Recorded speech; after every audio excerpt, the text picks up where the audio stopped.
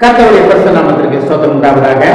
இந்த ஜீவவார்த்தை நிகழ்ச்சியை கேட்டுக்கொண்டிருக்கும் அனைவரையும் கர்த்தருடைய பரிசுத்த நாமத்தினால் வாழ்த்துகிறேன், ஆசீர்வதிக்கிறேன். இன்றைய தின தியானத்திற்கு தேவன் கொடுத்த வேத புள்ளி அது 2 சாமுவேல் அதில் 7ஆம் அதிகாரம் அதில் 18ஆம் வசனம். 2 சாமுவேல் 7:18 அதில் பின்பகுதி. கர்த்தராகிய ஆண்டவரே தேவரீர் என்னை இதுவரைக்கும் கொண்டு வந்ததற்கு நான் எம்மாத்திரம், என் வீடும் எம்மாத்திரம். இதை கேட்டுக்கொண்டிருக்கும் தேவ பிள்ளைகளே, வருடத்தின் கடைசி நாளில் நம்ம இருக்கோம்.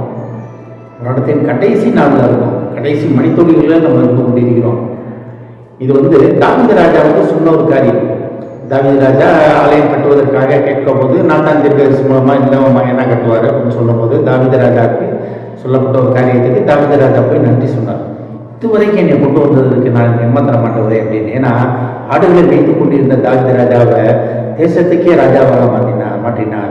ஒருவேளை நம்ம தாவீது ராஜாவோட சேர்ந்து இந்த வருடம் முழுவதுமாக நம்ம கண்ணின் மணியை போல பாதுகாத்து, உன்னை தோழியவன் கண்ணின் மணியை தொடுகிறான் என்ற வார்த்தையின்படி நம்மளை பாதுகாத்து ஏந்தி சுமந்து தப்புவித்து வந்ததுனால தாவீது ராஜாவோட சேர்ந்து என்று சொல்லுவோமா, நான் எம்மாத்திரம், இதுவரைக்கும் இந்த வருடம் முழுவதும் இதுவரைக்கும் என்னை கொண்டு வந்ததுக்கு நான் எம்மாத்திரம் ஆண்டவரே அப்படின்னு கேட்போமா?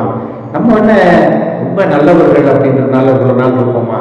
நம்ம ரொம்ப நிதி உள்ள மனிதர்கள்ன்றதுனால இருப்போமா? கிடையாது. தேவ கண்களிலே கிருபை கிடைத்தனாலே நம்ம இருக்கிறோம். அதை நம்ம மறந்துவிடக்கூடாது. கிருபையுள்ள தேவன், அந்த கிருபையுள்ள தேவன் கண்களில் நமக்கு கிருபை கிடைத்திருக்கிறது. அந்த கிருபை தான் நம்மளோட வருடம் முழுவதும் வழிநடத்தி வந்திருக்கிறது. இந்த வருடத்தின் ஆரம்பத்தில் இருந்தவங்க நம்மளோட இல்லை, நம்மளோட இல்லை. வருடத்தின் ஆரம்பத்தில் இருந்த போராட்டங்கள், பிரச்சனைகள், கஷ்ட நஷ்டங்கள் இப்போதைக்கு இல்லை. தேவன் ஒருவேளை கஷ்ட நஷ்டங்கள் இருந்திருக்கலாம், இருந்தாலுமே அதன் வழியாக, அந்த கஷ்டங்கள் வழியாக நம்ம தப்பித்துக் கொள்வதற்கு ஒரு வழியை காமிச்சு நம்ம தேவன் இதுவரைக்கும் நம்மளை அழைத்து வந்திருக்கிறார். அழைத்தவர் உண்மை உள்ளவர், நமக்கு எல்லாமே தெரியும். தேவன் அவருடைய வாக்கின்படி நம்மளை அரவணைத்து ஏற்றி தேற்றி நம்மளை கொண்டு வந்திருக்கிறார். நம்ம ஒவ்வொரு நாளும் யோசித்து பார்த்தோம்னா அந்த வருஷத்து ஆரம்பத்தில் இருந்த கஷ்டங்கள், பண கஷ்டங்கள், பொருளாதார கஷ்டங்கள், உடல்நல குறைவுகள் எல்லாம் பார்த்தீங்கன்னா இதெல்லாம் அத்தியுதமாக தேவன் நம்மளை வழிநடத்தி வந்திருக்கிறார். கர்த்தராகிய ஆண்டவரே, இதுவரைக்கும் என்னை நீ கொண்டு வந்ததற்கு நான் எம்மாத்திரம், என் வீடும் எம்மாத்திரம். நம்ம முழு மனதுடன் தாவீது ராஜா சொன்னது போல முழு மனதுடன் தேவனுக்கு நன்றி சொல்லுவோமா? வருடத்தின் கடைசி நாள் இருக்கும்.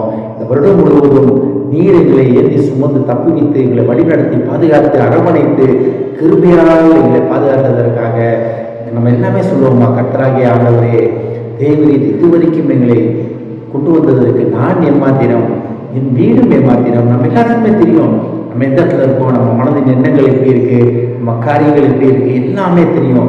ஒருவேளை ஏமாற்றத்தின் பாதையில் நீங்க இருந்திருக்கலாம், உங்களை அநேகர் ஏமாற்றிருக்கலாம். ஆனாலும் உங்களுக்கு இருக்க சமாதான சந்தோஷம் உங்களுக்கு இருக்குமானா இருக்காது.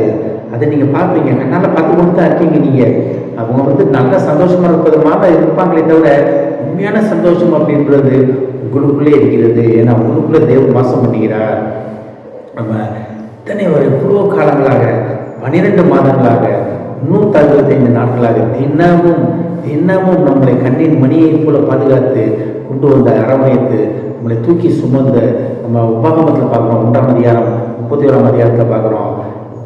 பிள்ளையை சுமந்து போல தகப்பன் தன் பிள்ளையை சுமப்பது போல நம்மளை சுமந்து வந்திருக்கிறார். அதுக்கு நன்றி உள்ளவர்களாக இருப்போம். புது வருடத்திற்கு நம்ம நுழைய போகிறோம். இன்னும் சில மணித்துளிகளில், இன்னும் கொஞ்சம் நேரங்களில், மணி நேரங்களில் நம்ம புது வருடத்துக்குள்ள நுழைய போகிறோம். அந்த புது வருடத்துக்குள்ள நுழையும் போது இந்த வசனத்தை நம்ம சொல்லுவோமா?